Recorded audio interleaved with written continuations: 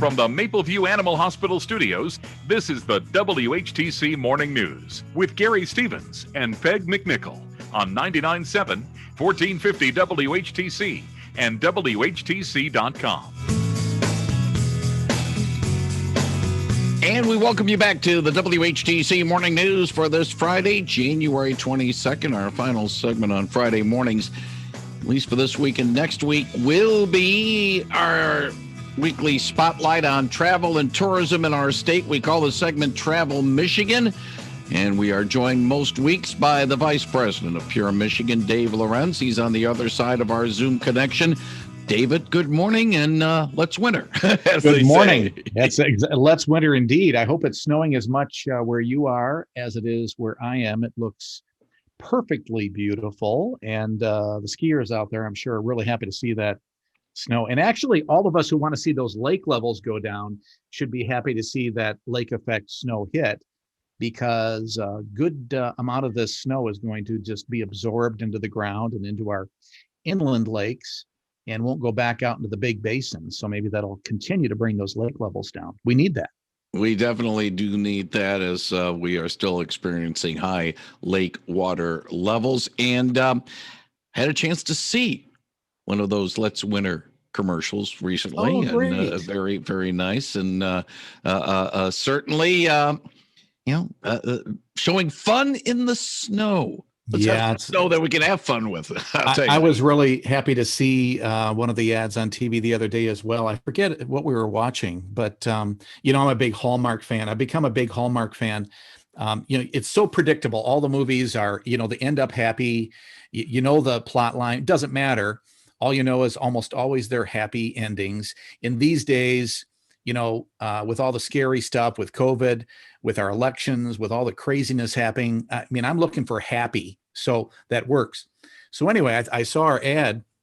Somebody in the media actually called me a couple of days ago, and they said that they were surprised to hear Tim Allen on the ad. They said, well, we didn't think he was the voice anymore.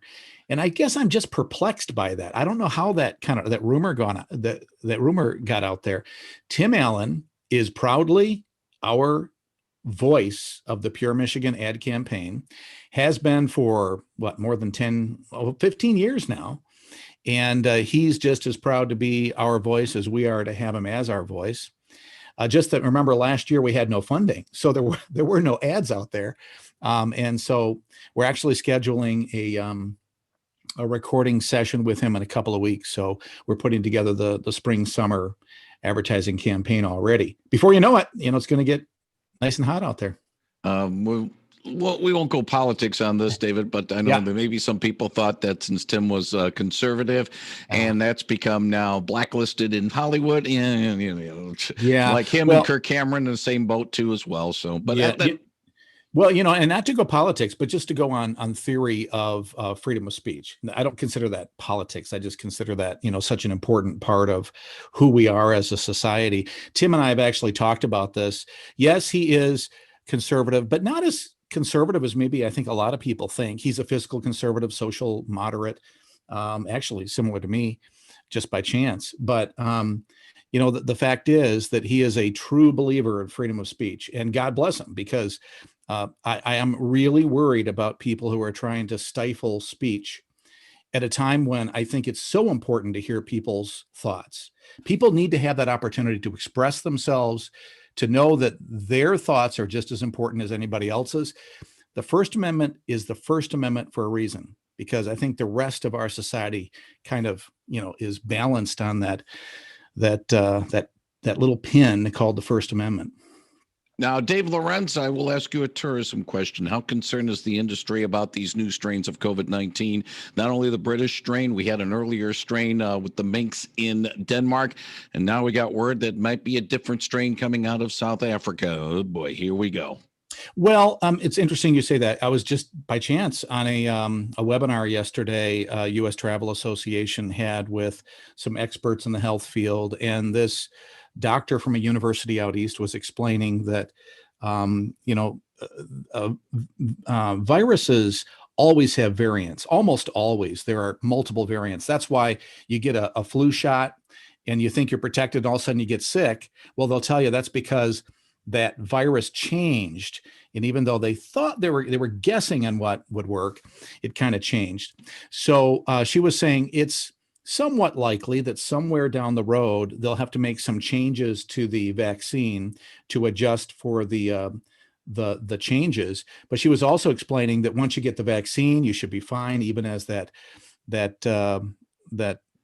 continues to vary. I'm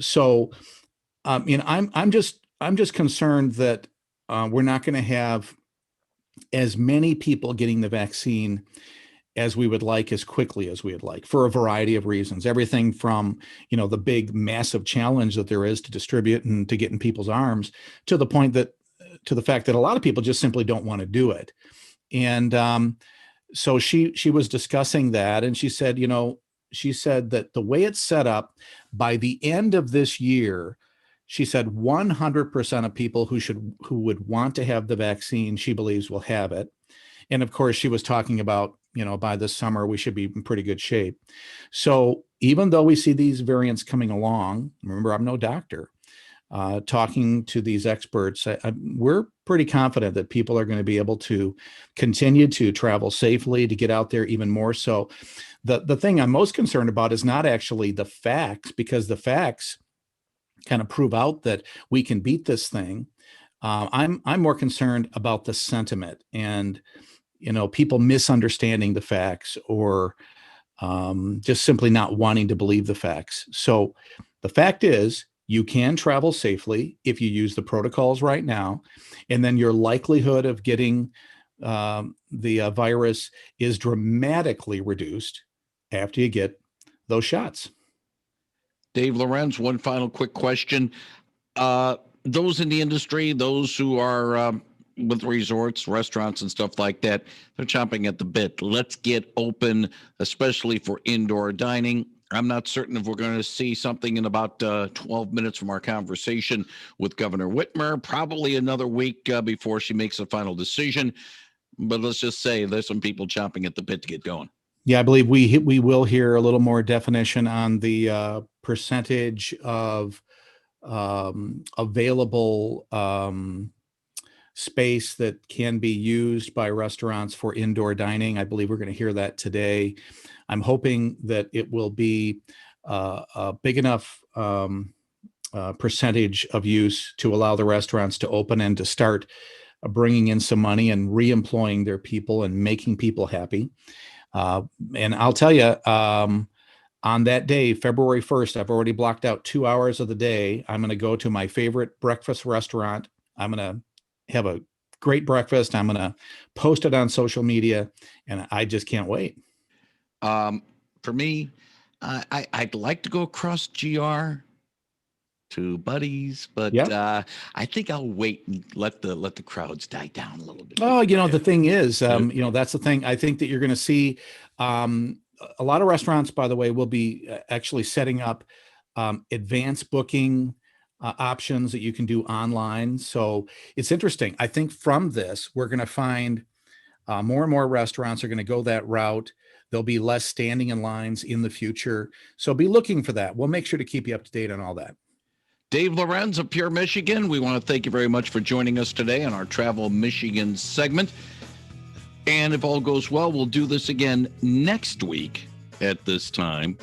And next week at this time, we'll talk about some changes that'll be coming up with this particular segment, but we'll save that next week. David, thank you. Good. All right, talk to you next week. Thank you very much. Dave Lorenz of Pure Michigan on 99.7 and 1450 WHTC with the Travel Michigan segment.